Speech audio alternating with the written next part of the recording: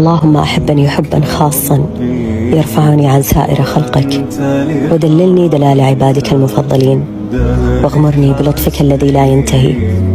اجعل لي ملائكة تحرسني بعينك التي لا تنام، وملائكة تعينني وتفضلني بكرمك الذي لا يعد ولا يحصى. اللهم اكتب لي نصيبا من كل خير في الأرض والسماء، وأغرقني في محبتك حتى تملئ قلبي وروحي بك.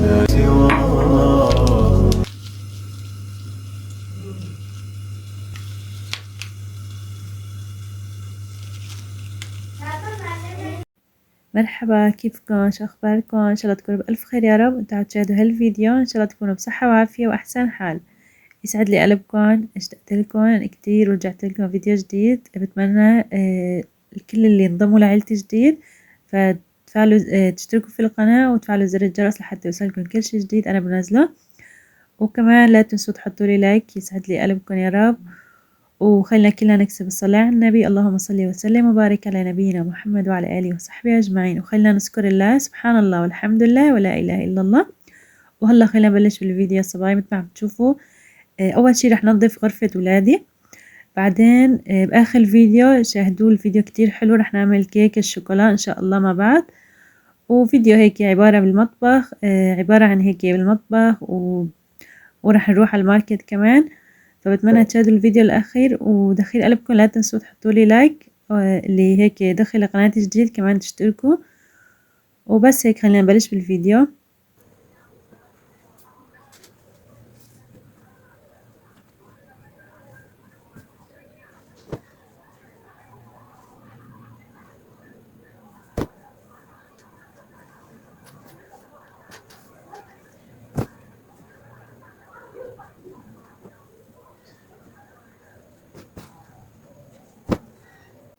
هون يا صبايا عم بطبق ملابس بنتي، لأنه أنا يعني ما عندي سكرتون، في عندي سكرتون صغير بس حاطة فيهم كتير شغلات، ف يعني ما عم بوسعوا الأغراض، فعم بحط اللبس يعني بالسحابات.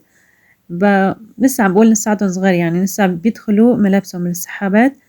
فإن شاء الله لبين ما هيك آخد سكرتون هيك أحط فيهم لبسهم، يعني قديش من كان السحابات هيك عم يجوا ضيقين شوي. فهون شو عملت، هدول نسا يعني أنا شلت يعني الشتوي كتير كتير، بس نسا عم بحس إنه نسا في ملابس الشتوية بالسحابات. فضبي يعني رتبت كل واحد لحال، الشتوي لحال والصيفي النص كم لحال. فقلت مشان إذا كتير يعني هيك شوبت الدنيا دغري هدول أشيلهم يعني، فهيك بيفضل سحابة وبس بيضل فيها أغراض الصيفية. مثل عم تشوفوا هلا في ملابس كتير يعني شتويين، يعني ما عاد يلتبسوا، بس هلا حاليا يعني مخليتهم.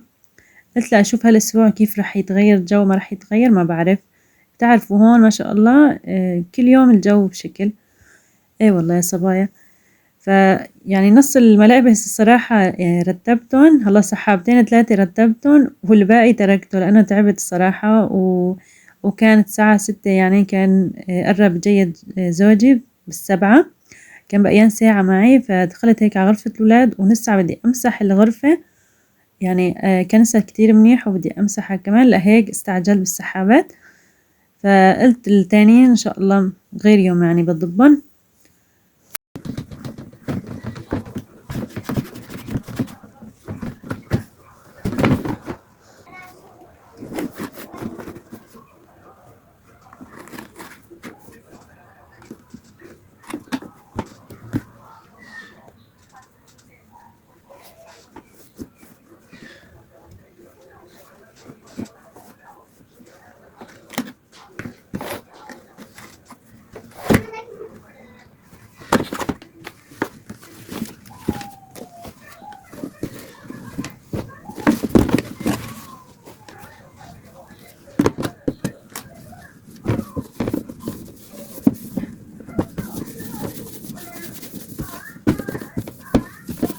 فهون كمان كنت حاطة هون بناطرين ابني الصغير اللي عمره 5 سنين طبعا. فهون يعني في بناطرين هيك صغروا عليه، في بنطلونين 3 هيك صغروا عليه فشلتهم، والبقايا هيك رجعت رتبتهم وحطيتهم هيك يعني مكانهم. فوالله انه لسه في كتير ملابس صيفية تحت التخوتة، فبس قلت هيك اطالعهم يعني، بس هيك شي واحد يشيل الشتوي لحتى يطالع الصيف، لانه عم بطالع اثنيناتهم مع بعض فالسحابات ما عم يسعوا ابدا. فقلت انه بس هيك هالمرة طلعت الصيفي رح شيل الشتوي كله، هيك بيفضل سحابات وقديش ما من كان، فمشان يسعوا الأغراض في قلبه. فهون ما تشوفوا السحابة مكسورة، هاي السحابة من عمر بنتي، صلى يعني 9 سنين هاي السحابة. فتخيلوا انه 9 سنين السحابة كل يوم هيك تفتحوها وتسكروها وتحطوا ملابس وهيك، فاجباري هيك رح ينكسر. اي والله يا صبايا. وهي السحابة كمان قديمة، عندي 3 سحابات، كل ما كان هيك يجيني ولد اشتري سحابة، فصار عندي 3 سحابات. اي والله. فكنت هيك اضب فيها ملابسهم، فهلا شوي شوي عم يكبروا، صحيح هسه عم بيوسعوا فيها الملابس، بس بتحسوا انه بدي هيك سكرتون شوي هيك، لو يكون انه بس هيك صغير يعني، بس هيك المهم يوسع فيه اغراض. انا في عندي سكرتون هم، بس كمان يعني مكسورة، كل ما عم بفتحها وبسكرها هيك بتحسوا الباب تبعه بده يعني يجي على الواحد، عرفتوا؟ فمن هالشي ما عم بستعمله. فاي والله هيك خلصت واجيت هيك قلت بدي كنس كمان هيك الارض، بدي اشيل السداج وامسح تحت الارض تحت السداج كلياته. وكمان هون جيت هيك بدي اشيل غطا التخت تبع ابني الصغير، لانه كل يوم مو كل يوم قصدي كل مرة بشيل غطا يعني لتخت واحد وبغسلان، مو كلهم مع بعض الصراحة، الا اذا يكونوا كتير متوسخين، مشان هيك يسهل علي الشغل. هلا من كم يوم شلت كمان غطا لابني الكبير، مثل ما عم تشوفوا كمان ماله غطا جرشف التخت، كمان شلته هيك غسلته، بس يعني كنت شايلته قلت اثنيناتهم يعني بحط هيك الشرشفين مع بعض على التخت، بيضلوا هيك الاثنين يعني نضاف. فمثل ما شفتوا كمان تحت التخوتة ما اجى صبري، قلت هيك تحت التخوتة كمان بدي انظفها، بدي امسح كتير منيح، مشان هيك راحة نفسية. اهم شي راحتنا النفسية. نحن يعني بنتعب جسديا بنتعب، بس نفسيتنا بترتاح، عرفتوا؟ ايه والله الحمد لله رب العالمين خلصت. على فكرة قبل ما يجي جوزي كنت مخلصة الحمد لله رب العالمين، وكنت عم بمد السداجة.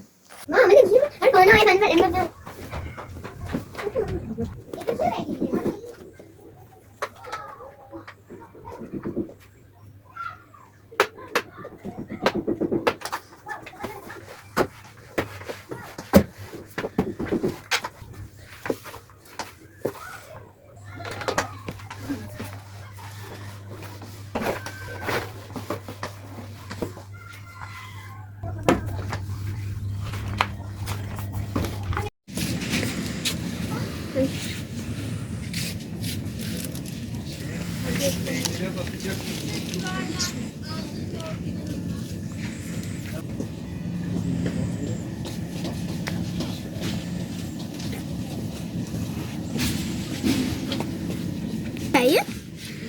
خل داخل تاني داخل.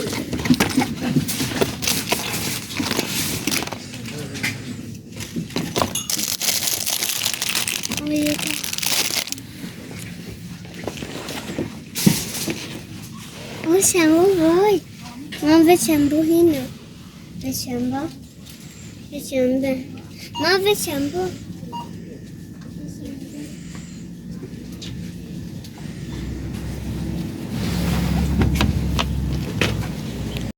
ومثل ما شفتوا يا صبايا دغري من الحوسة واللوسة هديك الحوسة مبارحة الصراحة، وهي من هون من هي اللقطة البيم وهيك، هي كلها اليومة، والحوسة كانت مبارحة.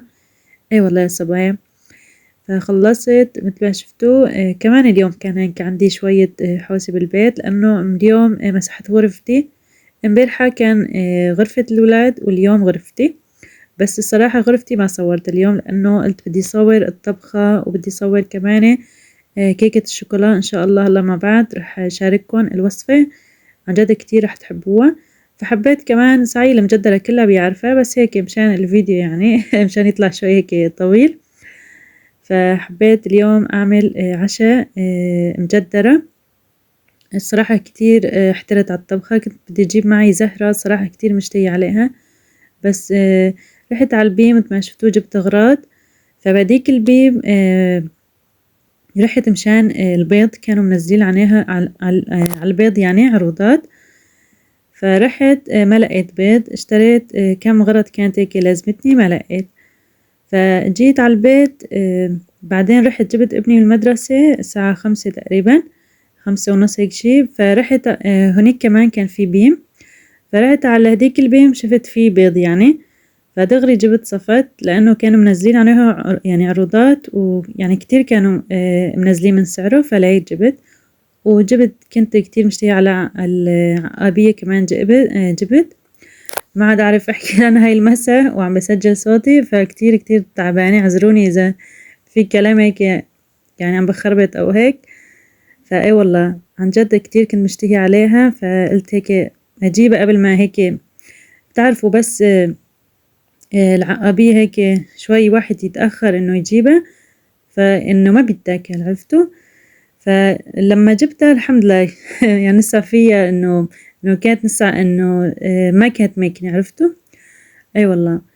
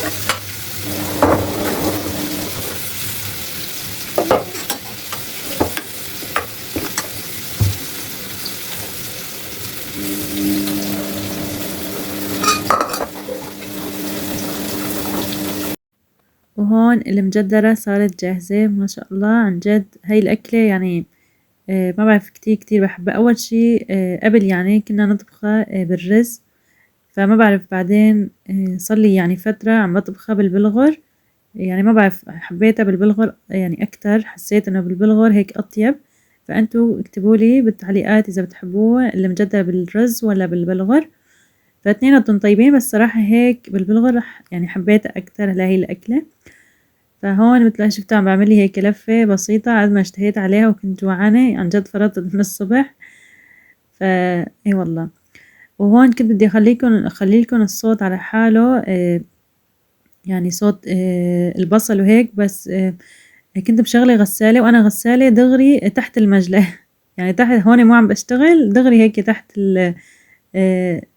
يعني هاي المكان. فكل ما بدي اخلي الصوت هيك على حاله صوت الغسالة ما عم بيخلي. وخاصة بتعرفوا اذا الغسالة على التنشيف طاول والواحد ما بيحسن يصور يعني الفيديو على طبيعته إلا بدكم تسجلوا معه صوتكم قصدي. فاللي بيصور مثلي بيعرف المعاناة. اي والله لازم الواحد لما بده يصور ما يشغل غسالة أبدا. وهون اجيت قلت كنت أول شي بدي أعمل لبن مخيار.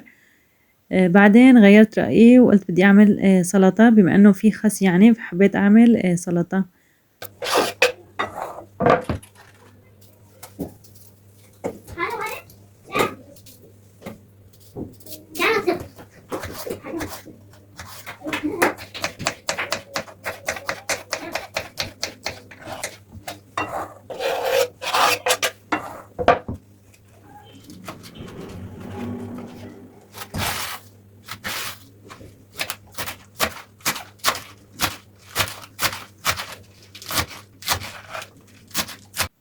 وهيك طبختي صارت جاهزة. أنا وهيك عم بعمل السلطة فأجا جوزي، فهون يعني خلصت بالوقت المناسب الحمد لله رب العالمين. هي السلطة كمان هيك خلصتها وضفت فوقها هيك دبس رمان وتبلتها طبعا وزيت الزيتون. اي والله طلع غير شكل الحمد لله رب العالمين على هالنعمة. انتوا اكتبوا لي بالتعليقات شو طبختوا اليوم.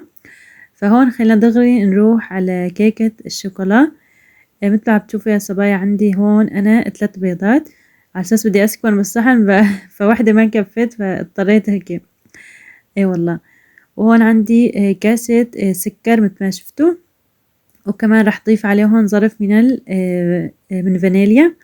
ورح أخف هون إذا عندكم خفاء الكهربائي بيكون أحسن وأحسن، وعندكم خلاط كمان اخلطوه. أنا الصراحة اتكسلت يعني طالع الخلاط، وكمان تكيسلت طالع خفاء الكهربائي في عندي يعني اثنيناتهم، فاضطريت يعني اخفقه على ايدي. اي والله خفقته كتير منيح، بس ايدي الصراحة صارت توجعني لانه بدكم تضلوا تخفقوا لحتى يذوب السكر يعني. وهون عندي كاسة زيت نباتي. انتو عم تشوفوا الكاسات ضيفوا يعني عايروا بنفس الكاسات اللي انا عم بعيره فيها. وكمان رح احركهم كتير منيح. وكمان عندي كاسة حليب دافية ما كتير يعني سخنة، دافية بس يكون يعني بحرارة الغرفة. وهيك بحركهم كتير منيح مع بعض.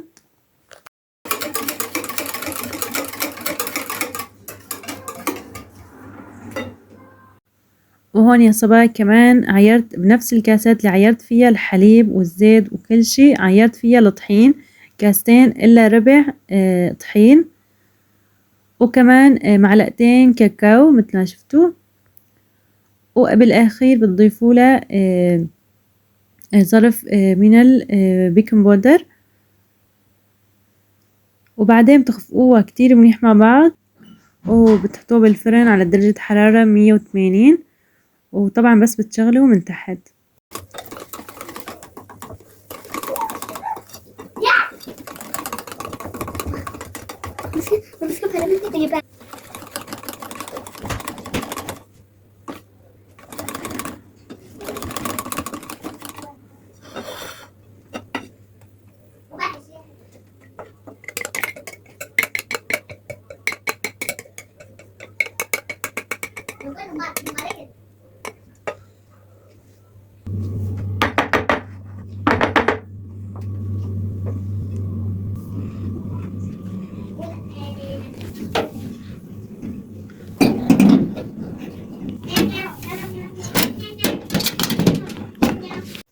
وهون يا صبايا عندي الصوص اللي بدي اضيفه فوق الكيك. طبعا هاي الصوص بيجي جاهز. هاي جبته من البيم الصراحة، فيكم كمان تعملوا الصوص بالبيت، فأنا جبته جاهز. هون عندي بده لكل ظرف 2.5 كاس، بس أنا حطيت له 3 كاسات. قلت خلي هيك يكون شوي خفيف الصوص، بيطلع هيك أطيب يعني وبيشرب الكيك أكتر. فمثل ما شفتوا بدكم تضيفوا كله مع بعض. هو يعني بارد. على فكرة في من هاي الصوص بالشوكولا المر وفي بالشوكولا الحلو، فأنا جبت بالشوكولا الحلو يعني. المر ما بعرف إنه بيطلع هيك تقيل وما طيب. اللي معهم يعني السكر هيك يعني منيح لهم هديك الصوص، فهيك ضفتهم مع بعض كلهم هيك على البارد. وهلا بدي احطهم على النار مثل ما شفتوا حطيته على النار لبين ما يغلي عندي كتير منيح. طبعا انا هون حضرت الصوص قبل بوقت، يعني قبل بربع ساعة مشان يبرد عندي الصوص، مشان اطالع الكيك اذا كان الكيك يعني سخن فيكون الصوص بارد.